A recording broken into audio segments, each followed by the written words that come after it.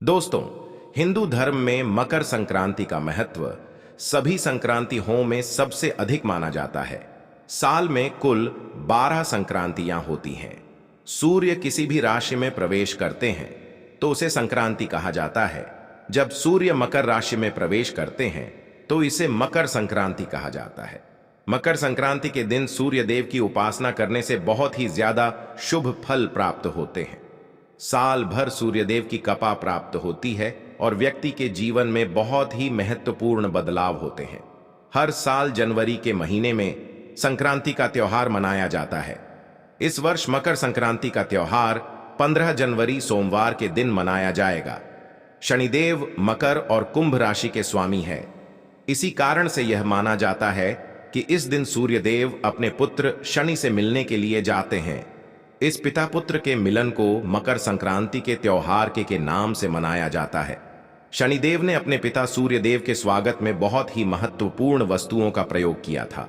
अगर आप भी मकर संक्रांति के दिन सूर्यदेव को यह वस्तुएं चढ़ाते हैं अथवा जल में यह चीजें डालकर सूर्यदेव को चढ़ाते हैं तो सूर्यदेव आपसे अत्यंत प्रसन्न हो जाएंगे और आपको सुख संपन्नता का आशीर्वाद प्रदान करेंगे। भगवान श्री कृष्ण कहते हैं, मकर संक्रांति के दिन सूर्य देव को इन वस्तुओं के साथ अर्घ्य देने से दुख दरिद्रता समाप्त होती है और जीवन में सुख समृद्धि आती है। इस प्राचीन कथा के माध्यम से हम आपको बताते हैं कि मकर संक्रांति के दिन सूर्य को अर्घ्य देना कितना महत्वपूर्ण होता है और उसका क्या फल प्राप्त होता है। दोस्तों, एक बार नारद जी भगवान श्री कृष्ण के पास आते हैं और उनसे पूछने लगते हैं, हे प्रभु, मकर संक्रांति के दिन सूर्य को जल देने का क्या औचित्य है? सूर्य को जल क्यों दिया जाता है? सूर्य को जल देने के क्या फायदे हैं तथा सूर्य को जल देने की सर्वोत्तम विधि कौन सी है? तब भगवान श्री कृष्ण नारद जी से कहते हैं, हे देवर्षि, आपने समस्त मानव जाति के कल्याण हेतु उचित प्रश्न किया है। सूर्य देव की उपासना अत्यंत शुभ फलदायी है। प्रत्येक मनुष्य को सूर्य को जल अवश्य देना चाहिए। हे देवर्षि, मैं आपको एक अत्यंत पवित्र कथा सुनाता हूं जिससे आपकी द्विधा समाप्त हो जाएगी और आपको आपके सभी प्रश्नों के उत्तर भी मिल जाएंगे। जो भी इस कथा का श्रवण करता है उसे 100 वर्षों तक सूर्य को जल देने का फल प्राप्त होता है। इसीलिए आप इस कथा को ध्यान से पूरा जरूर सुने। दोस्तों, भगवान श्री कृष्ण ने सूर्य देव की महिमा का वर्णन करने के लिए नारद जी को एक अत्यंत पवित्र कथा सुनाई है। इस कथा में सूर्य को जल देने की सही विधि और अत्यंत शक्तिशाली सूर्य देव के मंत्र के बारे में बताया है। इसीलिए आप सभी इस कथा को ध्यान से पूरा अवश्य सुने। इस कथा को सुनने मात्र से ही आपको सूर्य को जल देने का फल प्राप्त होता है। तो चलिए शुरू करते हैं। भगवान श्री कृष्ण कहते हैं, हे देवर्षि, प्राचीन काल की बात है। दक्षिण देश में एक अत्यंत प्राचीन शोभायमान नगरी थी। उस नगरी में देव शर्मा नाम का ब्राह्मण अपनी पत्नी कलावती के साथ निवास करता था। देव शर्मा शास्त्र ज्ञान में पारंगत था, किंतु उसने अपने ज्ञान का कभी सदुपयोग नहीं किया। उसने उसके ज्ञान का उपयोग केवल धन कमाने के लिए किया। देव शर्मा ने अपने जीवन में कभी दान धर्म नहीं किया, कभी सूर्य देव को अर्घ्य नहीं दिया। वह अत्यंत स्वार्थी और दंभी स्वभाव का था। फिर एक दिन वह वन से जा रहा था तो एक विषैले सांप के काटने के कारण देव शर्मा की मृत्यु हो गई। मृत्यु के बाद देव शर्मा को यम के दूत यमलोक लेकर गए। वहां यमराज ने देव शर्मा के पाप और पुण्य का मूल्यांकन किया और देव शर्मा को नरक में डाल दिया। देव शर्मा अनेकों वर्षों तक नरक में सजा भुगतने लगा और फिर उसे प्रायश्चित करने के लिए फिर से मनुष्य जन्म की प्राप्ति हुई। उसका दूसरा जन्म एक गरीब शूद्र के घर पर हुआ। दूसरे जन्म में उसे अत्यंत दुख भोगने पड़े। उस शूद्र के बड़े होते ही उसके पिता ने उसका विवाह एक युवती से करा दिया और फिर वह उस युवती के साथ वन में ही झोपड़ी में रहने लगा। विवाह के बाद अनेक वर्षों तक उस शूद्र को कोई संतान नहीं हुई, इसीलिए वह और भी अधिक दुखी रहने लगा। लेकिन इतने में ही उसके दुख समाप्त नहीं हुए। कुछ वर्षों के बाद दैव योग से उसके शरीर में भयंकर कोढ़ का रोग उत्पन्न हुआ और वह भयंकर कोढ़ के रोग से पीड़ित हो गया। उसके शरीर पर अनगिनत जख्म हुए जिनसे पस निकलता रहता था। वह कोढ़ी शूद्र अब कुछ काम भी नहीं कर सकता था और दिन भर घर पर ही पड़ा रहता।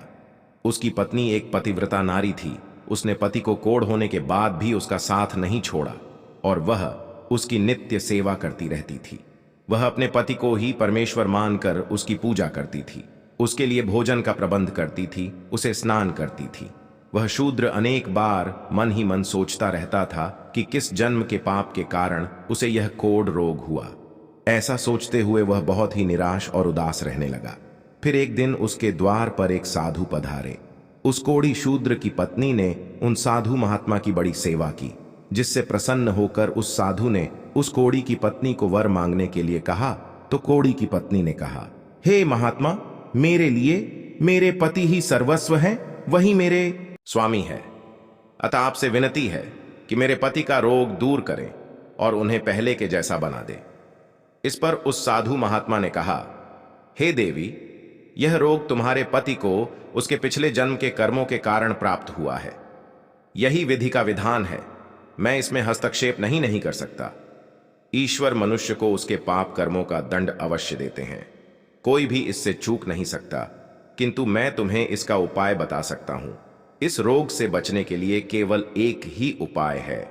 तुम अपने पति को लेकर सूर्य देव की शरण में जाओ, सूर्य देव की नित्य उपासना करो। सूर्य देव की कृपा से तुम्हारा पति कोढ़ से मुक्त हो जाएगा और उसे कामदेव के समान सुंदर रूप प्राप्त होगा। फिर उस साधु महात्मा ने उस स्त्री को सूर्य देव की उपासना की विधि बताई। उस विधि को जानकर उस कोढ़ी की पत्नी ने अपने पति के साथ मिलकर पूरी निष्ठा और श्रद्धा से सूर्यदेव की उपासना की, और देखते ही देखते कुछ ही दिनों में उसका पति पूरी तरह से ठीक हो गया। वह कोढ़ के रोग से पूरी तरह से मुक्त हो गया और सूर्यदेव की कृपा से उसे सुंदर रूप, बलवान शरीर तथा धन संपत्ति की प्राप्ति हुई और वह कोढ़ी शूद्र बहुत धनवान बन गया।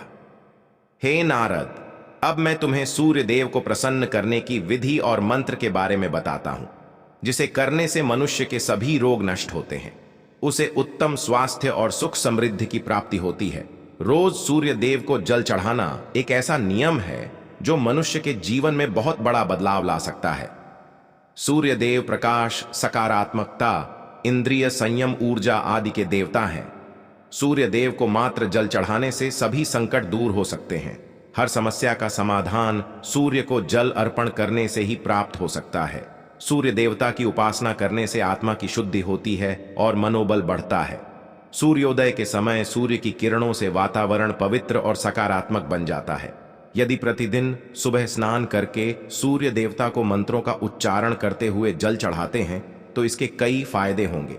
कुंडली में अन्य ग्रहों की तरह ही सूर्य के शुभ या अशुभ स्थिति में होने से जीवन पर भी इसका शुभ या अशुभ प्रभाव पड़ता है। कुंडली में सूर्य यदि शुभ स्थिति में होता है तो समाज में भरपूर मान सम्मान, यश और प्रसिद्धि मिलती है। वहीं कुंडली में यदि सूर्य अशुभ स्थिति में हो तो इसके विपरीत परिणाम मिलते हैं। इसलिए कुंडली में यदि सूर्य की स्थिति मजबूत करनी है तो कुछ चीजें पानी में डालकर सूर्य देव को अर्घ देने से शुभ परिणाम प्राप्त होते हैं। अर्घ देने से तात्पर्य यह है कि सूर्य देवता को भक्ति भाव से जल अर्पण करना। यह जल आप दोनों हाथों की ऊंजल बनाकर या तांबे के पात्र में शुद्ध जल भरकर उसे सूर्य देवता को समर्पित करें। लेकिन ध्यान रहे कि यदि हाथों की ओंझल बनाकर सूर्य देवता को अर्घ्य दे रहे हैं तो अपने हाथों की तर्जनी और अंगूठे को एक दूसरे से जोड़कर ना रखें, यानी कि एक दूसरे का स्पर्श ना होने दें। दोनों हाथों के अंगूठे को फैलाकर रखें। यदि हम तर्जनी और अंगूठे को जोड़कर रखते हैं तो यह राक्षसी मुद्रा बन जाती है और इस मुद्रा में सूर्य को अर्घ्य देना अशुभ माना जाता है। यदि आप पात्र में जल भरकर सूर्य देवता को अर्घ्य दे रहे हैं तो भी उस पात्र को दोनों हाथों के अंगूठे का स्पर्श ना हो, इसका ध्यान रखें। अर्घ्य देते समय अपने दोनों हाथों को ऊपर उठाकर पात्र को पकड़े और सिर झुकाकर रखें। सूर्य देवता को अर्घ्य हमेशा सूर्योदय के समय देना चाहिए। उगते हुए सूर्य की उपासना करना हमेशा ही शुभ होता है। सूर्योदय के 2 घंटे बाद अर्घ्य देने का कोई भी औचित्य नहीं होता है। यदि किसी कारणवश आप सूर्योदय के समय अर्घ्य ना दे सके तो 3 बार अर्घ्य देने के बजाय 4 बार अर्घ्य दें और सूर्य देवता से क्षमा मांग ले, इससे दोष कम हो जाता है। सूर्य को जल तांबे के पात्र में ही देना चाहिए। तांबा को सूर्य देव की प्रिय धातु माना गया है, इसीलिए सूर्य को जल देने के लिए केवल तांबे से बने पात्र का ही प्रयोग करना चाहिए। अन्य धातुओं से बने पात्रों में सूर्य को अर्घ्य देने से कोई लाभ प्राप्त नहीं होता है। परमात्मा ने सूर्य को जगत में प्रकाश करने, संचालन करने, अपने तेज से शरीर में ज्योति प्रदान करने तथा जठराग्नि के रूप में आमाशय में अन्न को पचाने का कार्य सौंपा है। इसी कारण से तांबे के पात्र में रखे जल को पीने से व्यक्ति पेट से जुड़े रोगों से भी मुक्त हो जाता है। उस तांबे के पात्र में गंगा जल या पवित्र नदियों का जल भरे। यदि ऐसा संभव नहीं है तो शुद्ध जल का प्रयोग करें। मात्र जल से कभी भी अर्घ्य नहीं देना चाहिए। जल के पात्र में जल के साथ मुख्य रूप से कोई भी लाल फूल, लाल चंदन और अक्षत जरूर डालें। आप चाहे तो इस जल में थोड़ा सा घी, शहद, दूध या गुड़ इत्यादि भी मिला सकते हैं। खासकर मकर संक्रांति के दिन जल में तिल और गुड़ डालकर सूर्य देव को जल चढ़ाना चाहिए। शनिदेव तिल और गुड़ से ही सूर्य देव का स्वागत किया था। अगर आप भी सूर्य देव को इस प्रकार से अर्घ्य देंगे तो निश्चित है सूर्य देव आपकी मनोकामनाएं को पूर्ण करेंगे। सूर्य देव को अर्घ देने का सही समय तब होता है जब सूर्य लालिमा लिए हो, अर्थात जब प्रातःकाल में सूर्य लाल रंग का दिखाई दे तो उस समय अर्घ्य देना सर्वश्रेष्ठ फल देता है। मित्रों, यदि सूर्य को अर्घ देने का संकल्प लिया है तो यह संकल्प कभी नहीं तोड़ना चाहिए। जितने दिनों का भी संकल्प लिया हो उतने दिन सूर्य को अर्घ्य अवश्य देना चाहिए। यदि आप संकल्प को पूरा नहीं कर सकते तो ऐसा संकल्प नहीं करना चाहिए। इससे सूर्य देव रुष्ट हो जाते हैं। भगवान श्री कृष्ण ने सूर्य देव को जल देने का मंत्र बताया है, जिसका उच्चारण अवश्य ही करना चाहिए। वह मंत्र इस प्रकार है: ओम खकोल्का नमः। इसके अलावा ओम घृण सूर्याय नमः इस मंत्र का जाप भी कर सकते हैं। इस मंत्र का उच्चारण करके सूर्य को जल देने से दरिद्रता का अंत होता है और व्यक्ति को सुख समृद्धि की प्राप्ति होती है। दोस्तों, सूर्य देव की महिमा अपरंपार है और प्रतिदिन ही हमें उनका आभार मानना चाहिए। परंतु शास्त्रों में मुख्य रूप से मकर संक्रांति के दिन का महत्व अधिक होता है। इसलिए अपनी कुंडली से सूर्य दोष को दूर करने के लिए मकर संक्रांति के दिन विशेष रूप से सूर्य देवता का उपवास रखना चाहिए और सूर्य से संबंधित वस्तुओं का दान करना चाहिए।